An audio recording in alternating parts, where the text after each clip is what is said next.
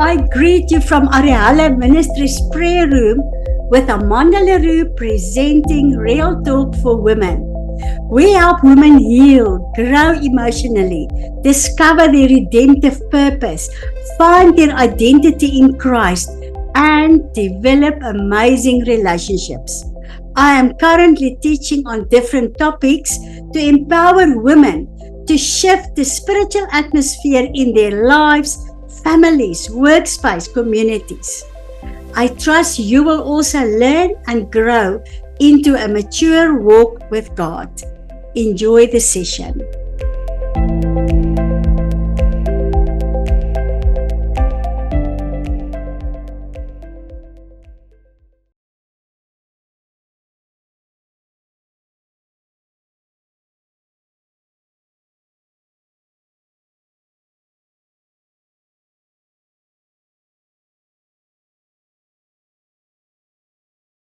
We dealt with trampled by family and friends. Remember the hard soil, the wayside. Is there any one of you with a question, or did God maybe heal any heart this week? Specifically, where we speak about trampled heart through by family and friends. One of the things that I wrote this past week is came from a dream I had, actually a few years back, about this huge chair in front of this church family where I was supposed to minister the day. So I prepared, been in Namibia, Swakopmund, gonna minister in a brand new church family. Haven't met anybody except the person that invited me to come and minister to the intercessors there.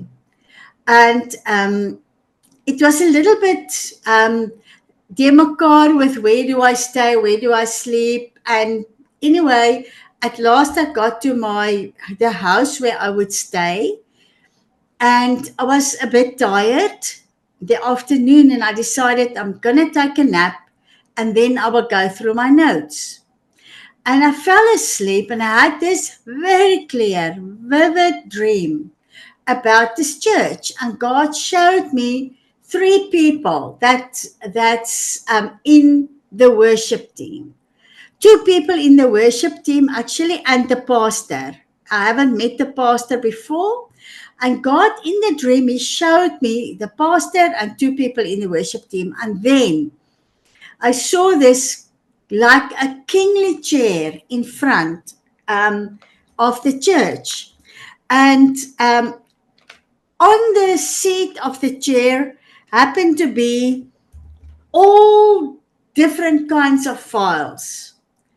ARC files, the thick ones, and then thinner ARC files, up to just this little sliding folder files and so on. And at the bottom, 2 big black boxes. Okay.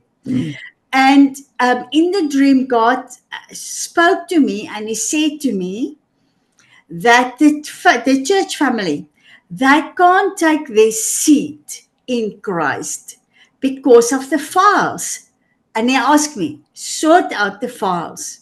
So I went and I thought, oh, well, this is easy. I'm just going to pick up this whole bunch of files and then clear the chair, and the chair will be ready for the church family to take their position in Christ.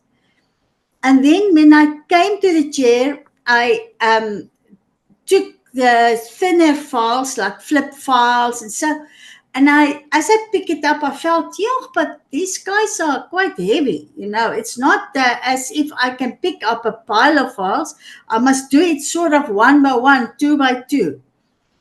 Then I came to this thin ARC files, and it was heavy to remove, and to the ARC files, and I felt, I must really put effort in. This is not going to be a quick, easy task. I had to try and use my strength to pick up these ARC files 1 by 1 and remove it. And then I came to the 2 black boxes. Those boxes were very heavy. I could not lift that boxes. And I asked God, what on earth is going on here? And as I opened the lid of the top, there were 2 black boxes.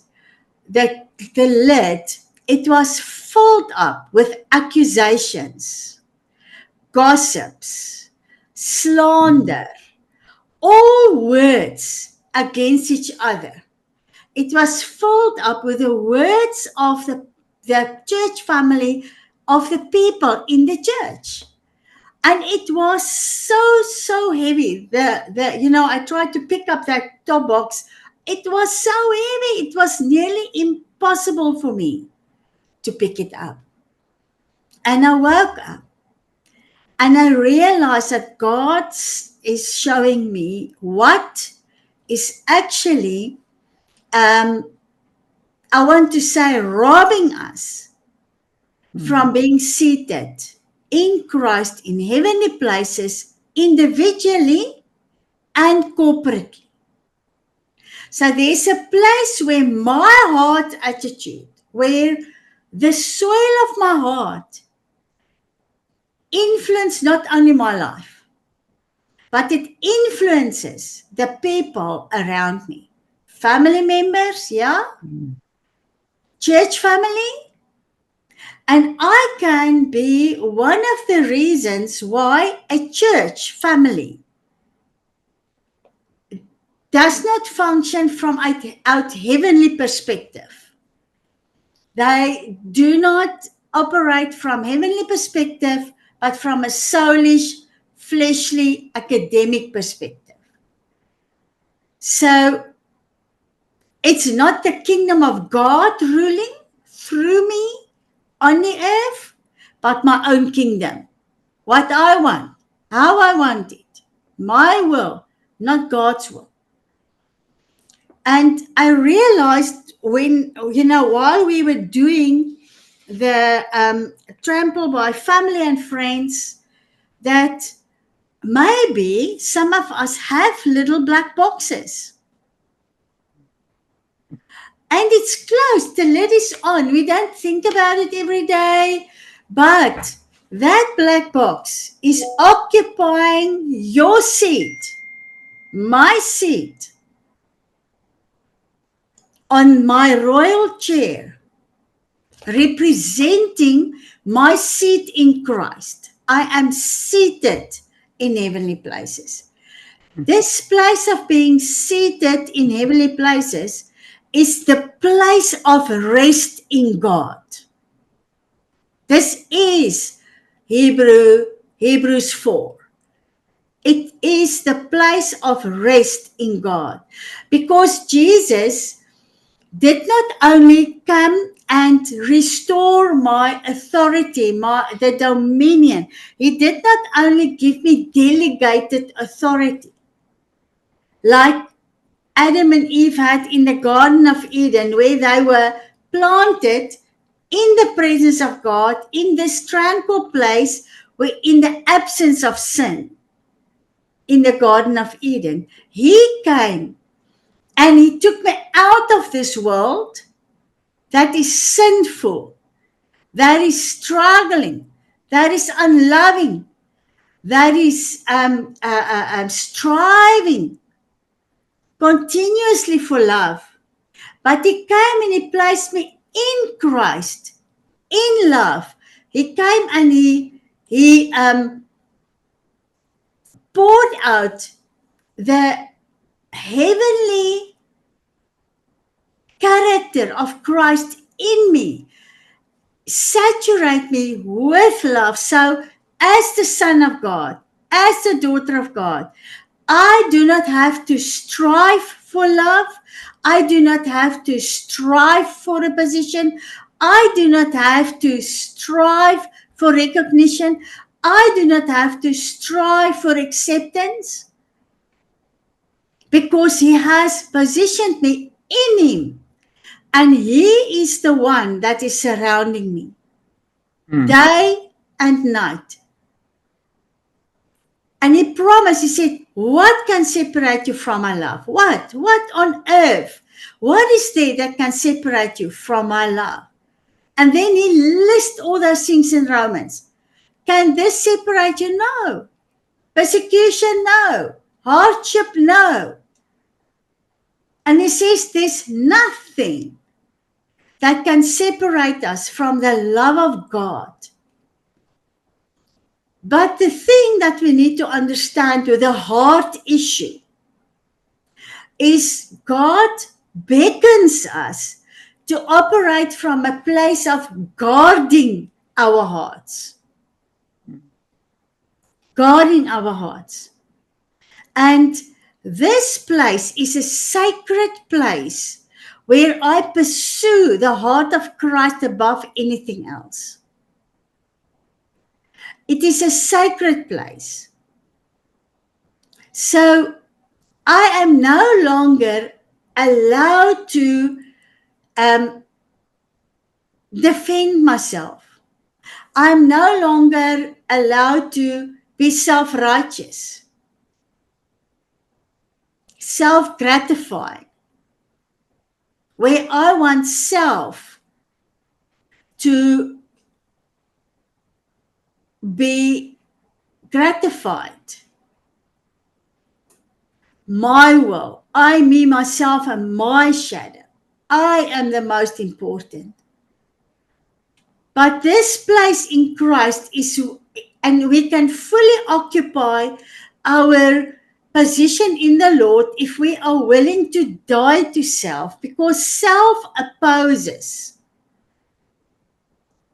my position. And the little black box with all the arguments and all the self-righteous motivation and whatever is a place of self. It's my own kingdom that I establish around me and influence people around me with that little black box. All the arguments, self-defense, motivation why I did what I did, instead of saying, I am sorry, forgive me. I've wronged. And I've just been meditating on this whole thing about how important the heart was to God, to Christ, that he would elaborate on, take an entire chapter, Mark 4, and other places in the Bible, to explain to us the importance of the heart. So God reminded me of this dream. So when I woke up out of the dream, I went to the leader of the church. I stayed with him in the house. And I said to him, I cannot minister tonight unless I speak to the pastor. And in the dream, God showed me the worship leader and a woman that's playing violin. And I said, I need to meet these two people as well before I minister. So it took me, and the pastor planned even not to be there, because what I then discovered as I met him, he said to me, Amanda, the gossip, the slander, the words flying, the offenses, the bitterness is busy killing me physically, emotionally, spiritually. So he confirmed that the dream I had was very prophetic and to the point. So in Swakopmund, a small little town, more than 300 people pitched for that session. And I shared with the pastor, and he gave me full authority. He said to me, use this. God spoke. Share it. And you know, that night in worship, I was worshiping, my eyes closed, and I felt something at my legs. And when I opened my eyes, it was Dennis. The young leader in the church had invited me. He didn't want to tell me there's a lot of trouble going on. It was Dennis trying to get something, away from me. And when I looked down, it was a gigantic white scorpion ready to sting me. And at that moment, I realized that the strong man, the evil force that's got this church family in their grip, under his dominion, wants to harm me. And I jumped up like, you won't believe it, like a warrior. And I came down with my little, more to the heavy side body. Okay, ek het my gewigsvoordeel in hierdie fight gehad. And I came down on that scorpion. And I felt this thing is so armored. Ek doen nie eers iets aan sy lyfie. And I had to really make an effort to kill the scorpion. And as I killed that scorpion, 3 women jumped up. And they ran as if this devil was behind them. They ran out of that place. And I knew that these people, the heart issue is demonically inspired. Those women never came back to church. Never. So I dealt with this issue, and God healed. He did what he intended to do.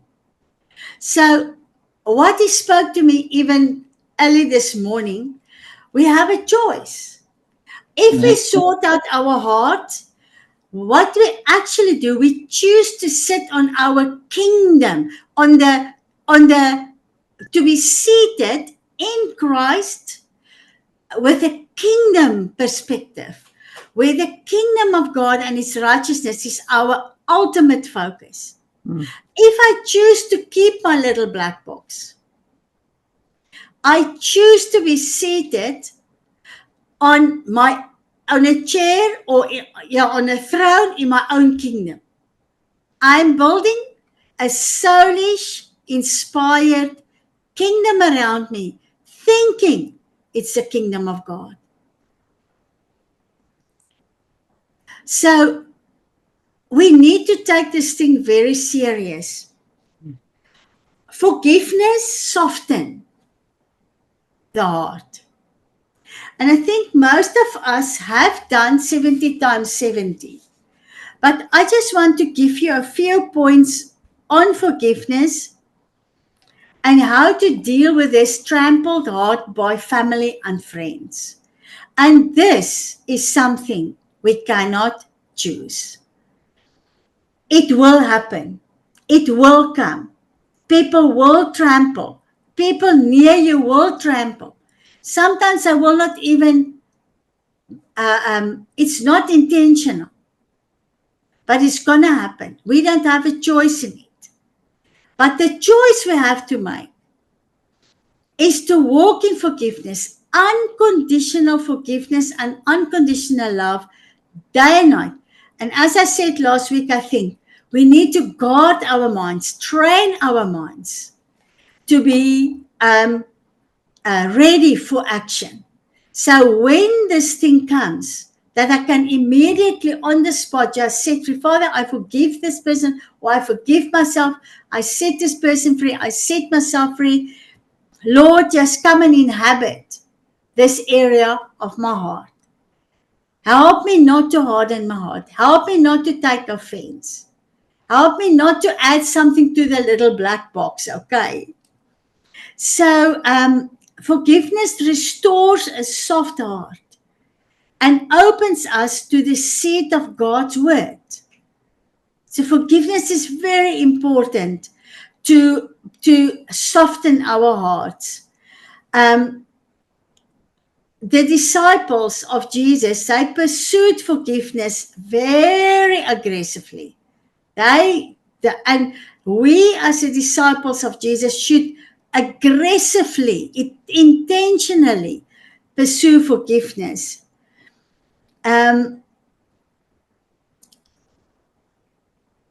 Jesus taught on forgiveness repeatedly, many a time. Luke 17:3 is one. And And we need to understand unforgiveness opposes discipleship. Jesus said, if you don't forgive, I can't forgive. So if I choose bitterness, if I choose resentment, if I choose unforgiveness, I is intentionally choose against discipleship. And it's important to even hear it this morning, because a disciple is a follower of Christ. A disciple follows in the footsteps of Jesus. A disciple strive, in a good sense, strive to be like Christ, to be Christ-like. A disciple strive to have the mind of Christ. So if we decide, I'm not going to forgive this person, this was just too much, this is the end, then I choose against discipleship. I block discipleship in my own life. So forgiveness is not an emotion. Forgiveness is a choice. When Jesus taught on forgiveness, he never told us how to forgive. There's no step 1, 2, and 3 in the Word of God. He just told us to forgive. Matthew 6, verse 12 to 15. Let's just read it. Matthew 6, verse 12 to 15.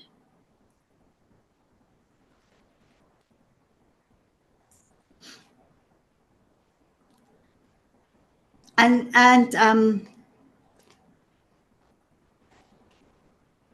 it says, and forgive us our debts, as we also have forgiven our debtors, in the Lord's Prayer.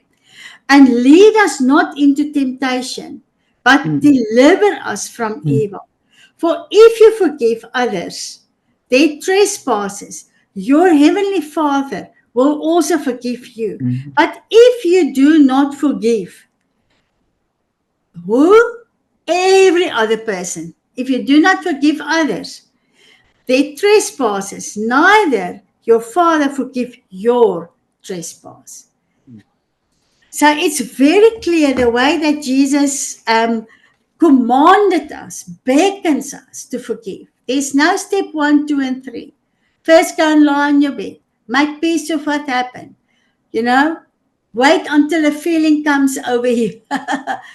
No, he simply beckons us to, with the power of Holy Spirit, the help of Holy Spirit, and by the grace of God, to forgive and set people free. It's important, very important. Forgiveness is something we do over and over. As we have seen in that teaching of 70 times 70, the Lord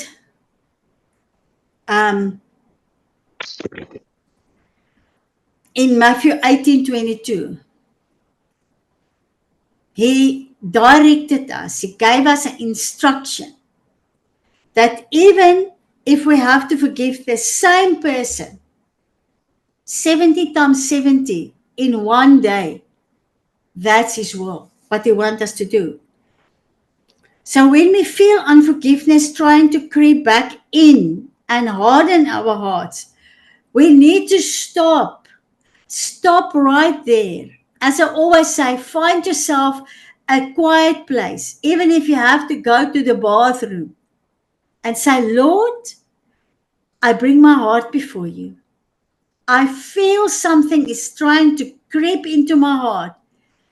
And I understand my heart is a wellspring of life.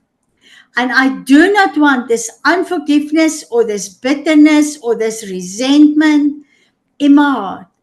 Forgive me. Heal me. And I speak deliverance. I speak freedom. I release this person. I forgive this person.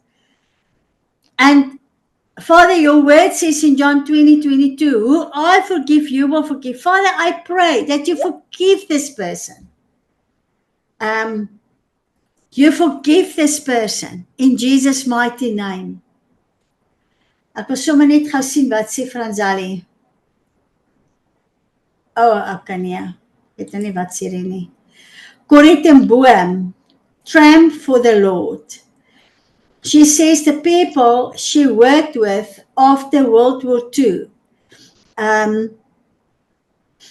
that chose to forgive the Nazis were able to lead normal lives. The ones that did not forgive were never able to assimilate into society. Yeah, you see. So, and this is what the Lord also says. Friends, forgiveness is not an emotion. Jesus indicated unforgiveness comes from with torment. We know that in Matthew 18, verse 32 to 34. So many people are tormented. I think I've told you, while we were ministering in Germany, and ek en Anita, ek weet nie of stel jy is op. We ministered to a woman. She came in with hands like this. And the Lord kept on telling me bitterness and unforgiveness towards her husband. And she just said, no, no, no. And then at a point, I can't remember what made her break. And then she said, yes, I don't want to forgive him. Whatever he did, doesn't matter. But Holy Spirit came, got a little entrance into her heart and broke that wall around her heart and found an entrance. And that woman broke before God. And before me and Anita's eyes, her fingers, that rheumatoid arthritis thing came right. She was tormented. She couldn't use her fingers, her hands, because of bitterness and unforgiveness. So Jesus prayed, forgive them, they do not know what they are doing. Luke 23:34. We are also called to say, Lord, forgive them, they do not know what they are doing.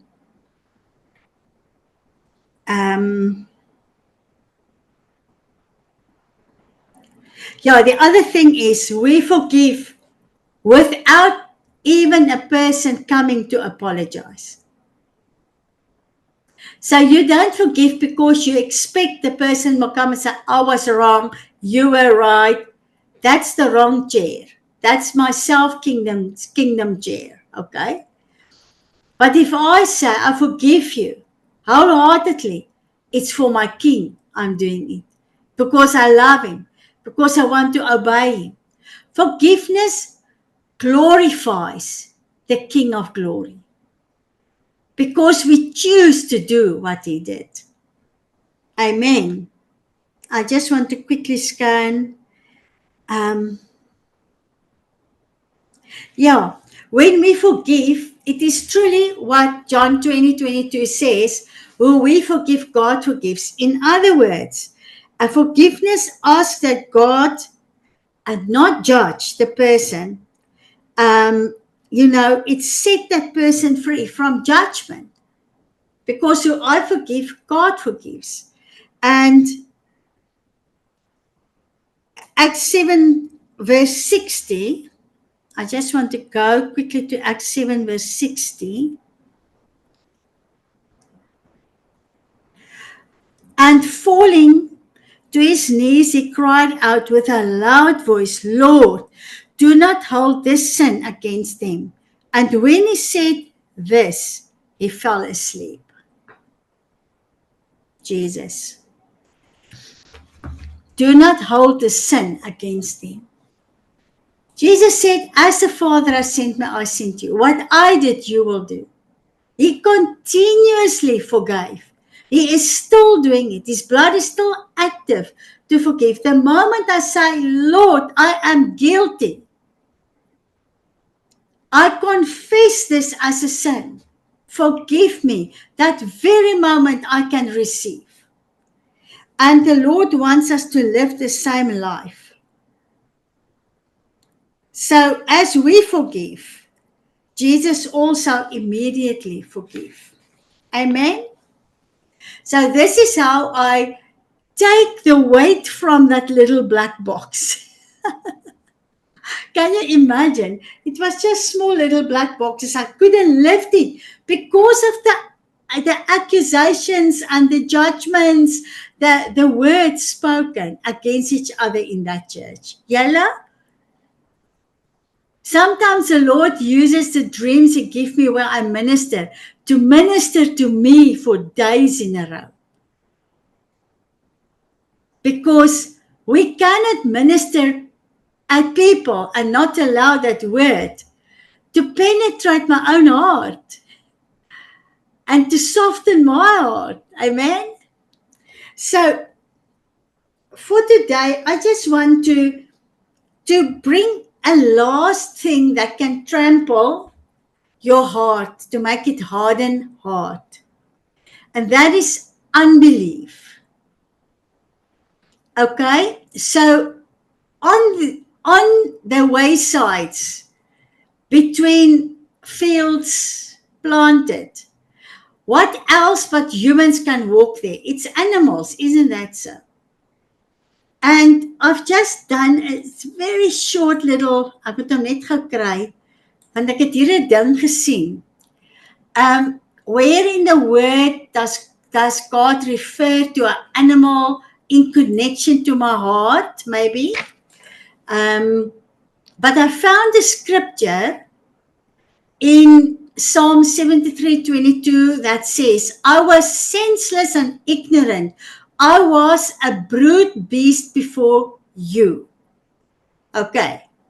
The word speaks of beasts of the field. He speaks of little jackals and foxes. And sometimes the word compare certain kinds of sin to animals.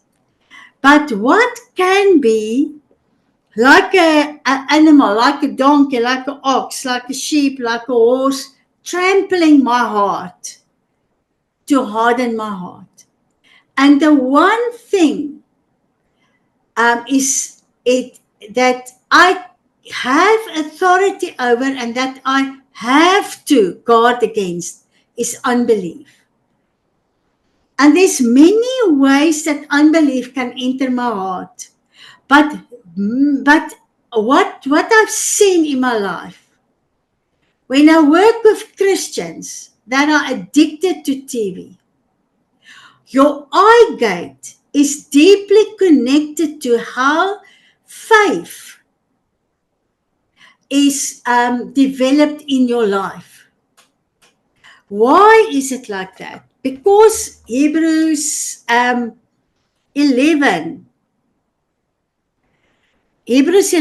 explains to us that verse 1 of Hebrews 11, now faith is the substance of things hoped for, to conceive of things not seen. So faith is deeply connected to my spiritual eyesight. Deeply connected to my spiritual eyesight. So Satan is working hard day and night to corrupt my spiritual eyes, to corrupt the way I see.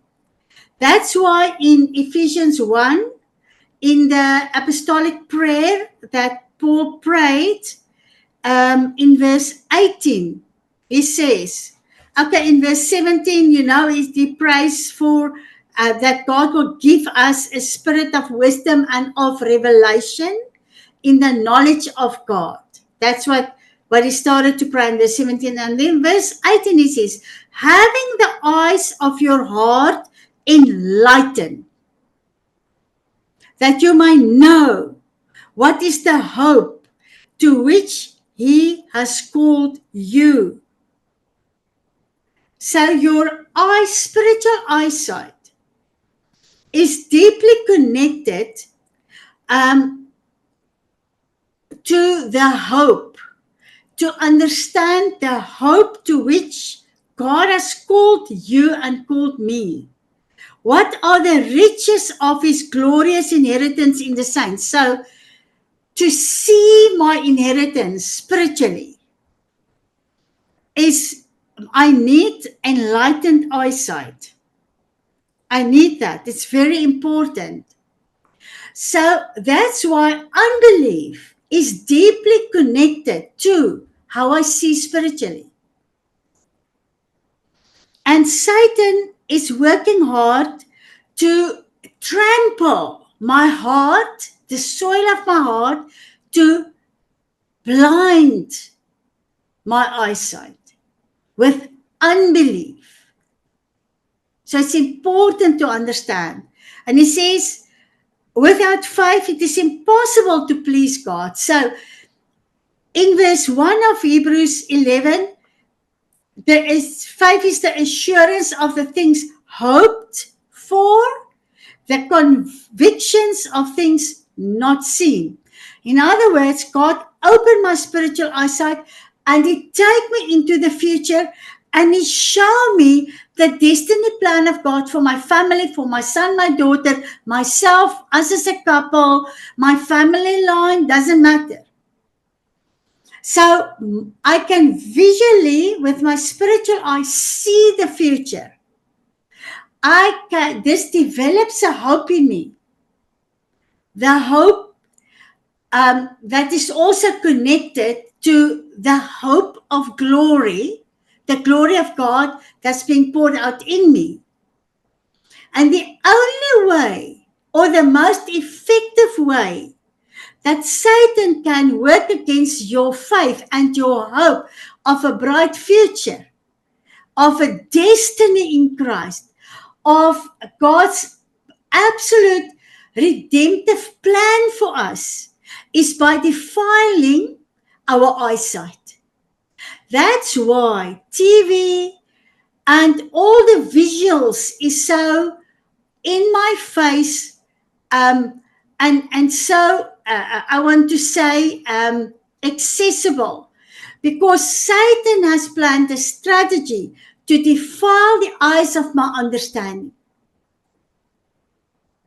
And I know Naoms have been posting on this whole thing of inheritance the past week, I think. But the big thing that we need to understand is, what can Satan use to trample my heart to a place where unbelief can come in?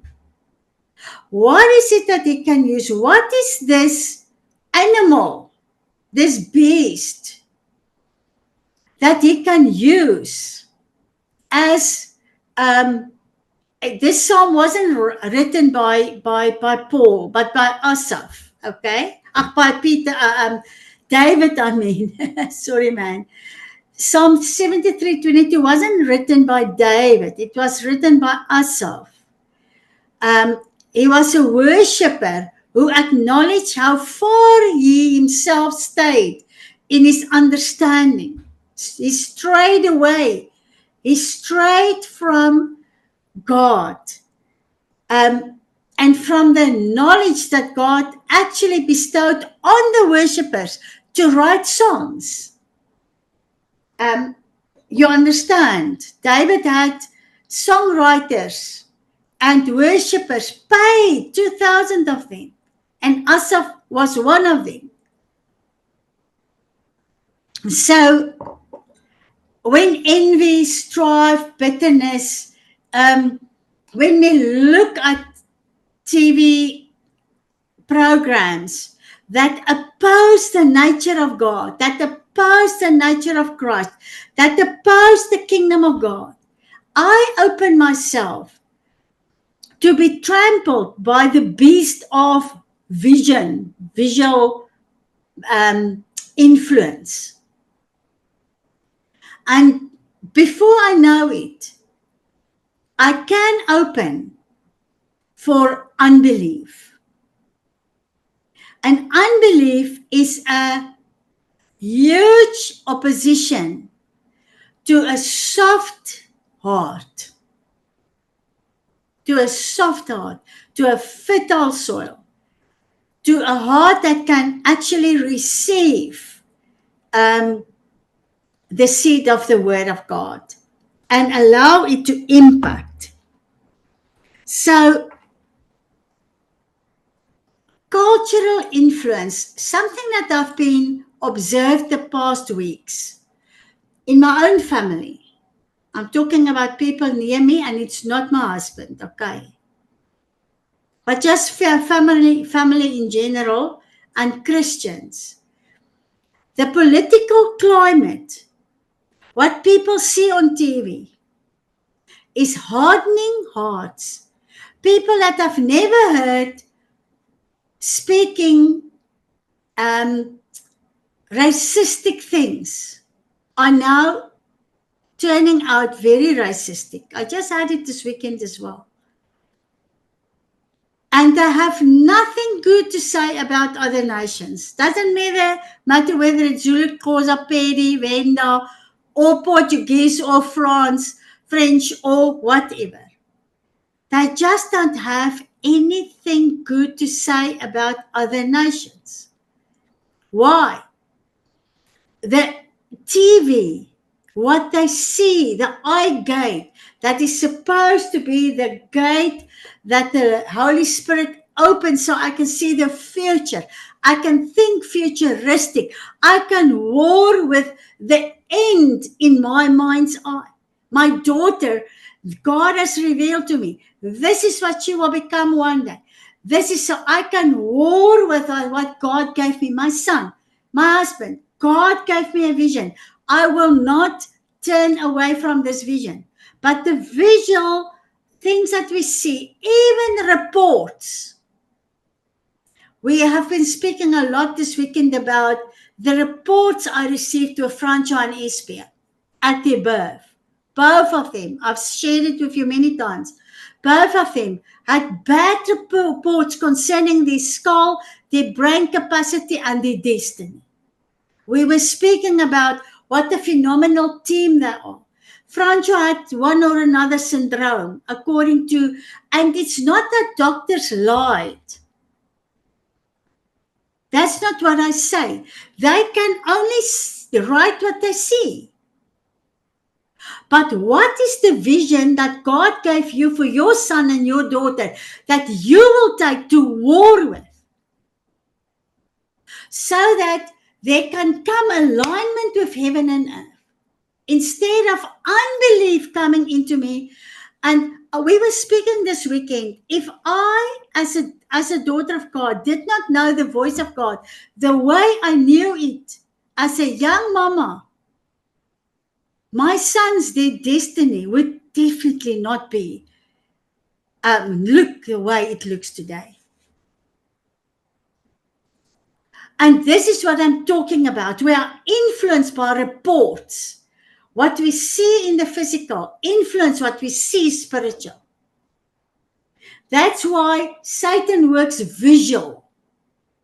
Because he knows Hebrew 11 verse 1 and verse 6 and other places. And he knows the apostolic prayer of Paul, enlighten the eyes of their understanding so they can see their inheritance.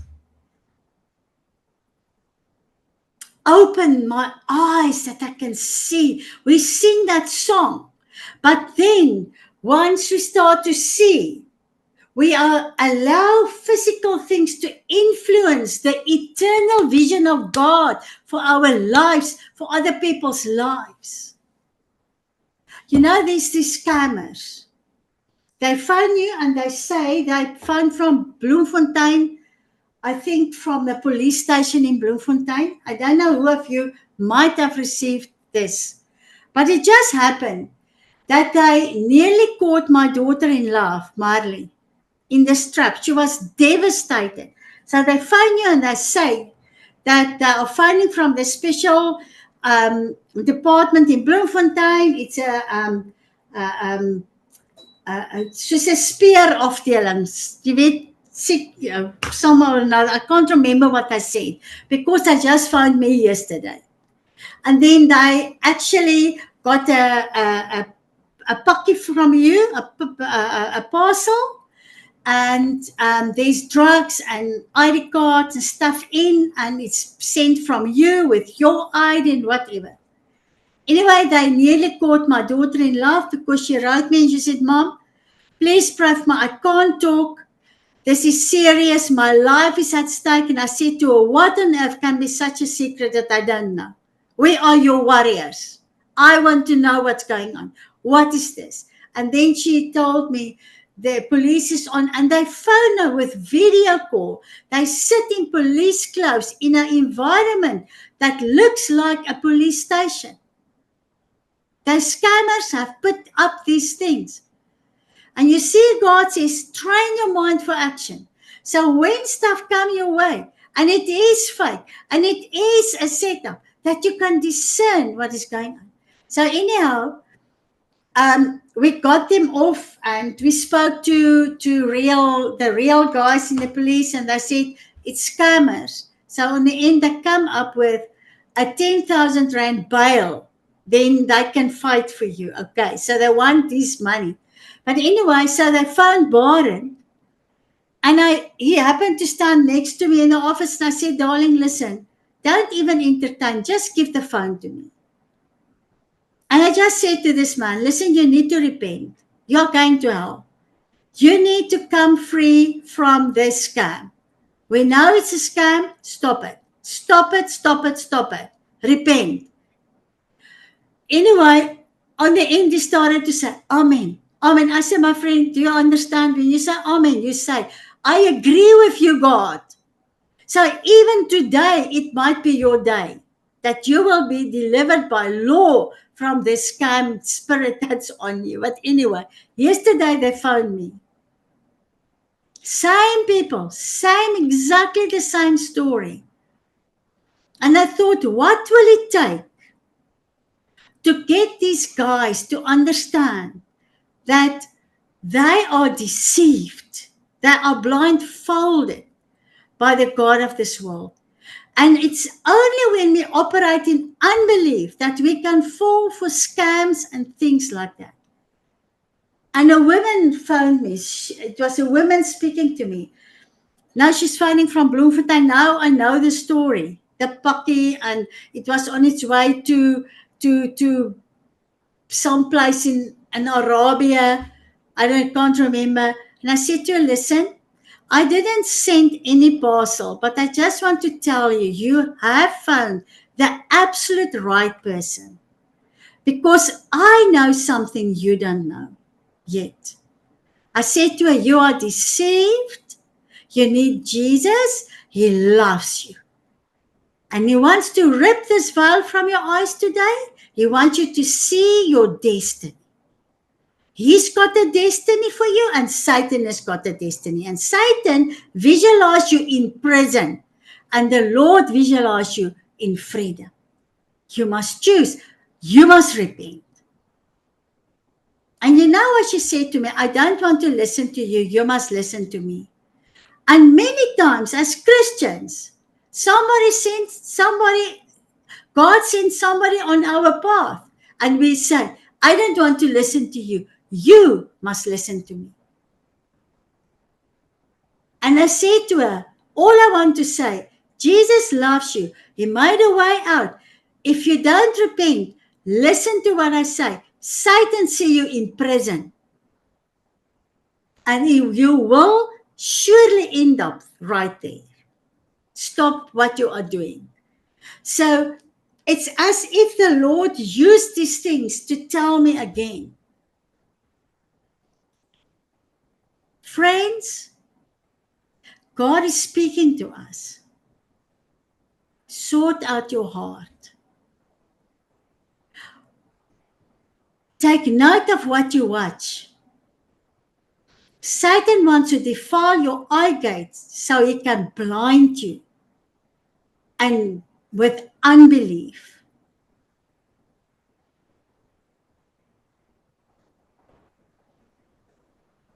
unbelief is like a beast trampling the soil of your heart.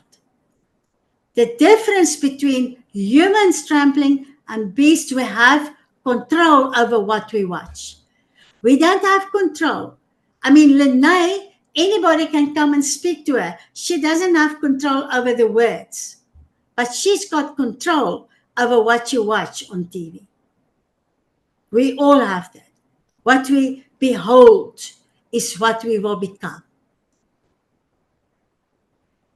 And I just felt to bring this point forward today, that TV is a trap. All these videos and stuff is a trap. It desensitizes our heart. It hardens our heart. We listen to those guys. If I watch news, I end up doing warfare over every word and I irritate my mom. Because I keep on canceling. This will not happen. This is not my family's portion. No, thank you, Satan. In Jesus' name, go. Da.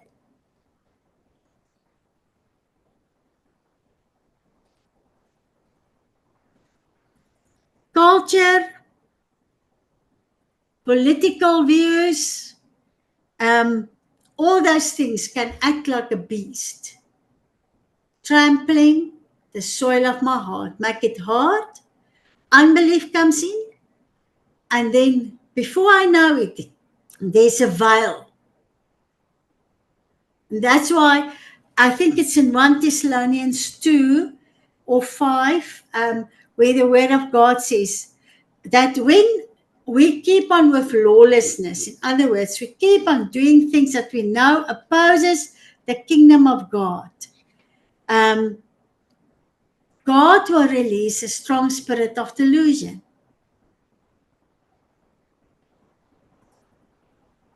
To blindfold. So he's not releasing it, he's just removing his hand of restraint. That's what's happening. In other words, he gives me over to what I want to stubbornly do. Stubbornness is as a sin of witchcraft, just as rebellion. So there comes a day when God lifts his hand and he gives me over to my stubbornness until I can come to full repentance. And the challenge that we sit with, that we need to understand, is this specific place is not where I can come and I can pray for Shamaine, or I can pray for Brenda Lee and I can break the thing over them. When I allowed lawlessness in my life to a point where God lifts a restraint, only true repentance, in other words, a true change of mind, after I confess this thing as a sin, can set me free.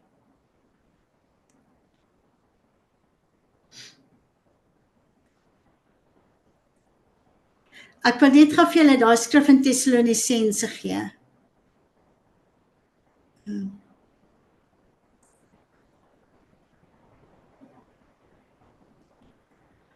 Dit is in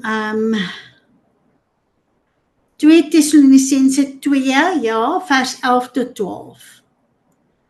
2 Tessalonisense 2, vers 11 sê, for this reason God will send them a powerful delusion so that they believe the lie. So unbelief comes in, believe the lie. And I say, in order that judgment might come upon all who have disbelieved the truth and diluted and delighted in wickedness. Disbelieve the truth. So unbelief comes in. And it's caused by lawlessness. And lawlessness is when we ignore the voice of God. So if you go and read Thessalonians 2, you will see it speaks of wicked deception directed against those who are perishing because they refuse the love of the truth that would have saved them. And your eye gate is because God says faith is the substance of the things not seen. So faith is a substance and it's connected to my spiritual eyesight. So normally when God sends me to places, even though the invitation will say one thing, God will ever so often show me the real purpose why he sent me into that area. Like with Belami, the Lord has shown me the end from the beginning. And Satan is sending people continuously, constant over my path, trying to convince me that this work will not bear fruit. Although there's beautiful fruit already, but he's sending Christians, missionaries, even an evangelist to say, your work in Malawi will come to nothing. While God has given me a vision. So if I look onto these people, if I behold them and their opinion, and if I make their words an influence in my life, I will surely not see the end picture, the end, the fulfilled will of God, the way He showed it to me. And friends, I'm telling you, with our children, Satan uses bad reports to influence our faith concerning the destiny of our children.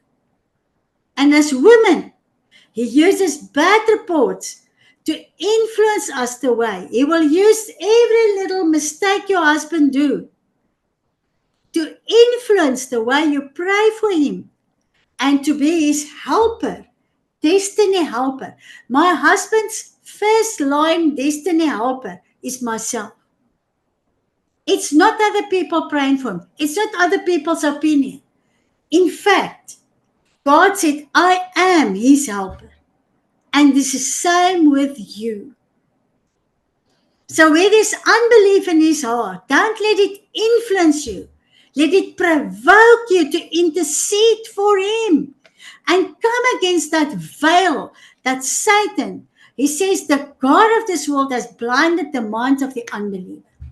So don't allow his unbelief and what he is doing to trample your heart.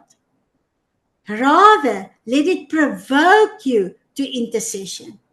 And Father, forgive him. He doesn't know what he's saying. Abigail before the king. Abigail before the King of Kings.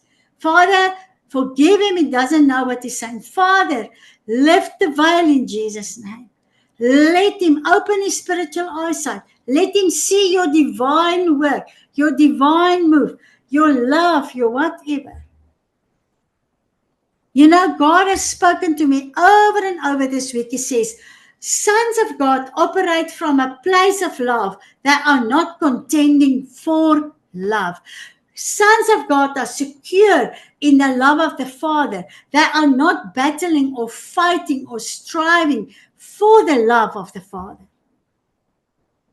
And once we are positioned in the love of the Father, all those things will have no effect on us because we know nothing can separate me from that love.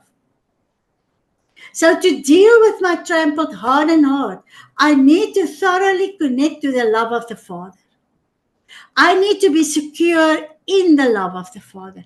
Friends, deliverance, the key to deliverance, the key to healing lies in my ability to connect to the love of the Father. If God have to use a supernatural act of healing in my life, it means there was unbelief in me. Because he said, signs, wonders, and miracles is for the unbeliever. We need to understand the word. So if God uses that in my life, hallelujah, but deal with the unbelief. Signs, wonders, and miracles is for the unbeliever. So, as sons of God that are secure in the love of the Father, we have received the spirit of adoption to call out Abba, Abba Father. Then we are those releasing signs, wonders, and miracles to the unbeliever. It's a mark of a mature son of God. Those who dealt with the heart, the insecurities, the shame, the rejection, the orphan. Those who pursued the spirit of adoption to call out Abba Father. That no, nothing can separate me from his love. That no, he will back me up.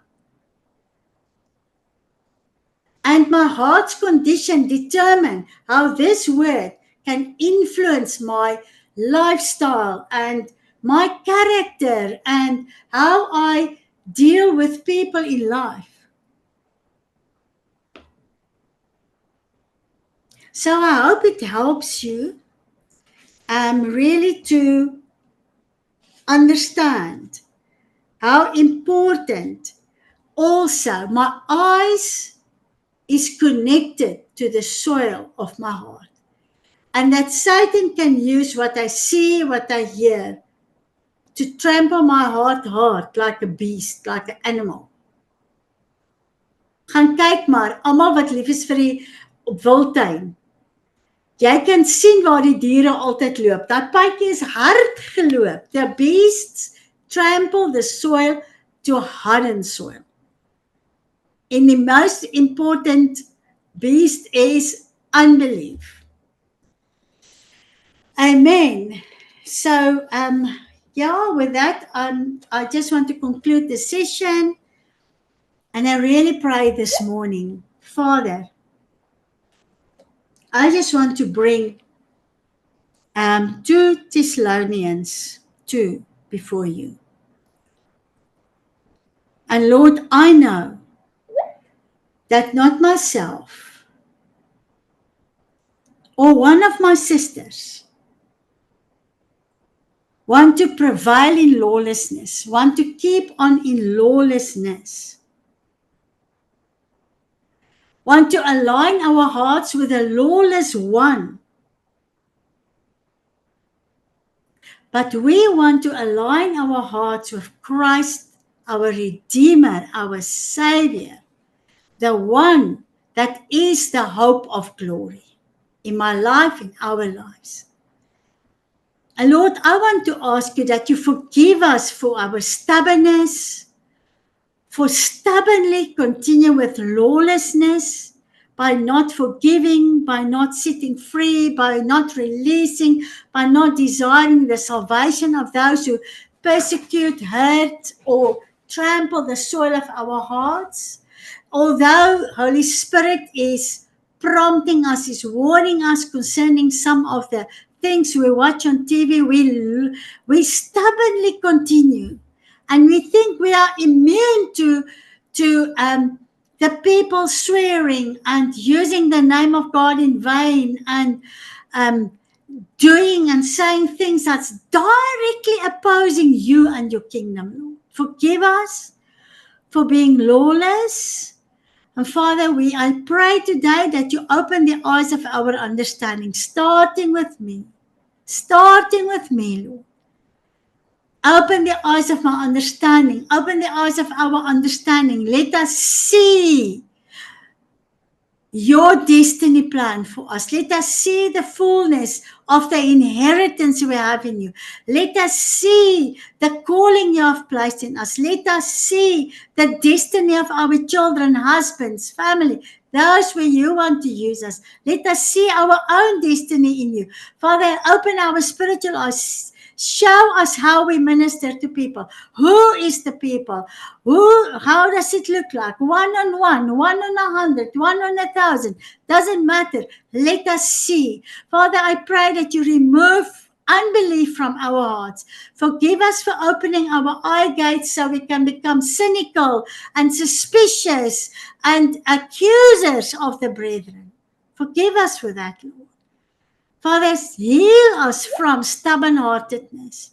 Heal us from the fact that we are afraid to miss out. Therefore, we have to watch TV or programs or YouTube or whatever. Help us, Lord, to watch our eye gates so we can see the hope to what we were called. And Lord, you are reminding me of that scripture. I think it's in 1 John 3, where you says we have this hope in us. We still yet don't know how we will be, but we have this hope in us to be like Christ. To be like Christ. He says, everyone,